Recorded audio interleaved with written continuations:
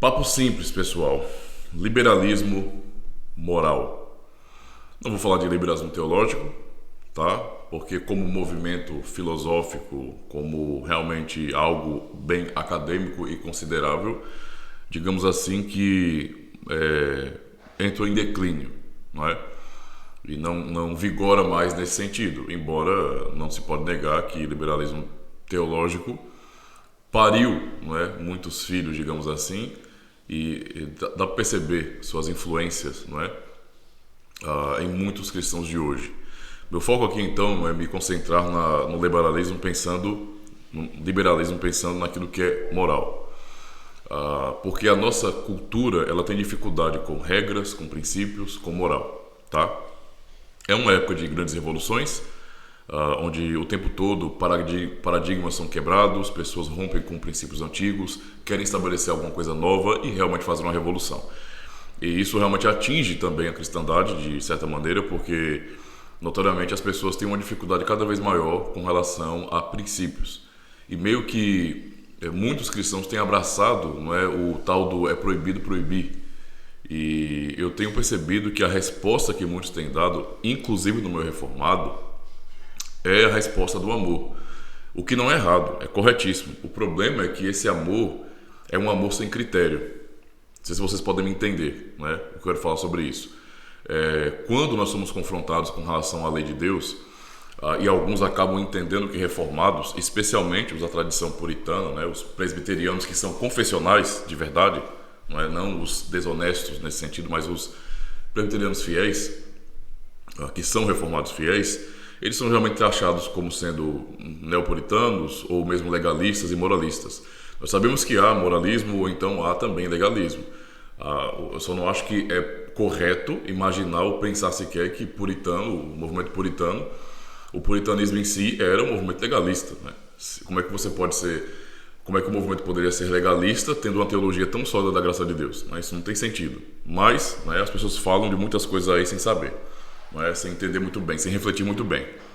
A questão então é entender que muitas vezes, para fugir da acusação de sermos legalistas, nós reformados temos tentado responder dando ênfase à questão do amor.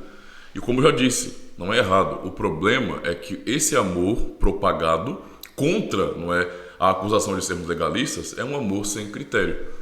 E um amor sem critério, ele, na verdade, está fugindo da lei, E se esse amor sem critério foge nesse sentido da lei, é um amor que, na verdade, é falso, porque tem problema com a lei. E se nós temos problemas com a lei ainda, então a nossa teologia não é saudável, não é correta. E eu me preocupo com isso, porque uma vez que você vai pregar um amor sem critério, eu não estou dizendo que é a mesma coisa, não. Eu vou citar aqui, por exemplo, teísmo aberto. Eu não estou dizendo que é a mesma coisa teologia relacional, teísmo aberto, não. Onde Deus abre mão de seus atributos em nome do amor, Onde o amor pressupõe a liberdade, etc. Não chega a ser esse nível, não, com certeza não. Mas, ao mesmo tempo, você dá como resposta o amor para tudo, E você não dá critério para isso. É quase como se o amor fosse uma coisa oposta à lei, quando, na verdade, o fim da lei é amor também. Quando pensamos na lei, estamos pensando em amor. Amar a Deus sobre todas as coisas e ao próximo como a ti mesmo. Então, a lei tem como essência o amor. Só quem ama realmente a Deus e ao próximo está cumprindo esses mandamentos, entende? Então, isso é muito claro na Escritura, É muito claro. E então, esse amor que Cristo nos revela, tão glorioso, tão abundante, não nos afasta nem um pouco das nossas responsabilidades, Ou seja, dos critérios que temos na vida cristã, O amor tem critério.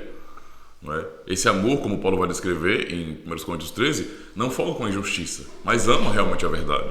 Então, é estranho para mim observar que a resposta de muitos, mesmo no ciclo reformado, digamos assim, tem sido para tentar fugir da acusação de sermos legalistas, de tentarmos pregar um tipo de amor que não tem critério. E aí você acaba tratando a liberdade cristã de uma maneira tão solta, tão sem cercas claras que definam quem nós somos, que nós corremos um risco muito sério, muito grande, de perdermos a identidade, mesmo subscrevendo confissões. Entende a situação? Porque, para pensar, se não há critério, não é? Se não há a aplicação, a exortação, você acaba que destrói o trabalho dos presbíteros da igreja. Como é que os presbíteros vão, por exemplo, trabalhar na comunidade, exortando, admoestando em amor, se esse amor não tem critério? Se muitas vezes pessoas que são membros de comunidades reformadas, não é, acabam tentando realmente ir para um lado que é oposto ao evangelho que aprenderam, não é, ao evangelho de Cristo, não é, e muitas vezes podem usar essa desculpa, podem usar o amor como desculpa, o amor como muleta, não é, para não serem criteriosos, para não serem obedientes à palavra de Deus, e até achar que, na verdade, não é, a exigência ou então a exortação para que membros de comunidades reformadas sejam realmente piedosos seja, na verdade, um tipo de cobrança legalista, quando não é. Entende? Quando não é. E aqueles que são cristãos que querem realmente ver piedade, que lutam para serem piedosos, são vistos como neopuritanos, como legalistas. Não é? Eu estou falando isso, mas eu não quero relacionar uma coisa com a outra, não. Mas é porque as acusações são essas. Entende? E, por vezes, pessoas que não têm amor, não é? E que são muito presas a regrinhas, a normas, a princípios, a critérios. Então isso para mim é um problema, porque do que adianta termos confissões reformadas se a piedade reformada não vem à tona? Não adianta nada nós sobrescrevermos confissões se a ética reformada não está evidente em nossas vidas. Não é? Pouco nos aproveita, não é?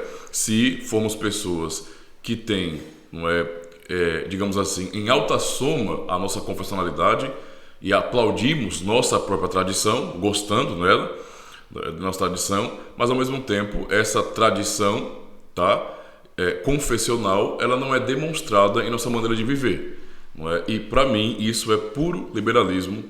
Eu vou falar nesse sentido, né? Pode ser redundante, é claro, moral, ou seja, o tipo de liberalismo que acaba ensinando um amor que não tem critério, não é? Ora, eu não consigo olhar para a Escritura e pensar qualquer parte da Bíblia onde não haja o amor de Deus. Não tem como, tá? Se alguém vê assim, está dicotomizando a Bíblia. O fato é esse. Em toda a Escritura, o que nós vemos é amor, o tempo todo, não é? E, ao mesmo tempo, o que vemos na Escritura, tendo essa essência do amor de Deus, a sua misericórdia para com o seu povo, não é? Nós vemos também critério. Vemos ética, moral, respeito, princípios, responsabilidades que não são interrompidas quando Cristo vem a este mundo, mas continua. Ele mesmo dá o seu exemplo, tendo amor pela vontade do Pai, tendo amor pela lei de Deus e, adivinha só, aquilo que os apóstolos todos ensinaram às comunidades cristãs, que eles plantaram, que eles ensinaram ali, pastorearam, justamente foi esse amor criterioso, ou seja, esse amor que tem princípios, que tem compromisso, entende? Por isso você vai ler Pedro, vai ler Paulo e você vai perceber como eles também exortam as comunidades cristãs, como eles exortavam as igrejas, não é, a uma vida de santidade, de piedade, tá bom? Então, se nós reformados hoje nos apegamos às confissões, sem nos importarmos sim com a vida piedosa e às vezes ficamos com medo de falarmos em piedade e exortarmos sim a igreja à piedade cristã, em pregarmos realmente desafiando as pessoas, os jovens da igreja, todos, sem criar subcategorias de jovens na igreja, mas exortando a todos, não é, a responsabilidade cristã, a vida piedosa, não é, com medo de sermos legalistas. Se não fizermos isso, não é, acabaremos então, na verdade, legando às novas gerações, infelizmente, um tipo de fé reformada completamente inconsistente, que tem uma tradição que basicamente é morta. Entende? E isso é, para mim, consequência de liberalismo. Não teológico, especificamente falando, não é? Mas moral. Entende? E nós temos que realmente pensar sobre isso. Então, reflita sobre esse pensamento aqui. Eu quero só lançar isso como uma provocação. Reflita sobre isso. O que você acha sobre isso aí? Tá? Eu sou um grande defensor de que a fé reformada, não é? Especialmente quando nós pensamos em doutrinas da graça, são na verdade uma base que constrange aquele que realmente ama a Deus a viver de acordo com a vontade de Deus. Não tem como você ser um filho de Deus nesse sentido e você não ser constrangido por esse amor. Inclusive, no domingo 24 do nosso catecismo, o Catecismo de Heidelberg, é perguntado, né, justamente se o ensinamento da justificação pela fé somente, sem as obras da lei, não torna as pessoas descuidadas e ímpias. E a resposta é muito clara.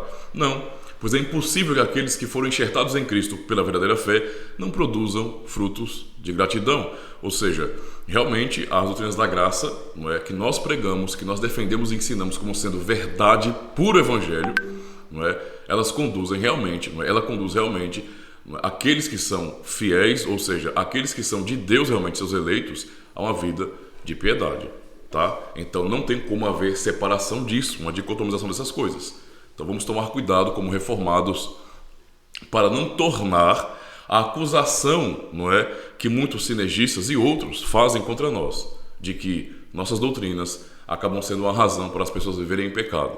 Se afrouxarmos mais nesse sentido e não formos realmente criteriosos com os membros, com os jovens, não é, e nos trabalhos pastorais, não é, do conselho da igreja, obviamente aquilo que falam acerca de nossas doutrinas acabará sendo provado que é assim realmente. Então temos que tomar cuidado com isso, tá bom? Fé reformada refere-se também à piedade, à ética, não é, à piedade na vida cristã, tá bom? Então fica a reflexão para vocês. Deus abençoe.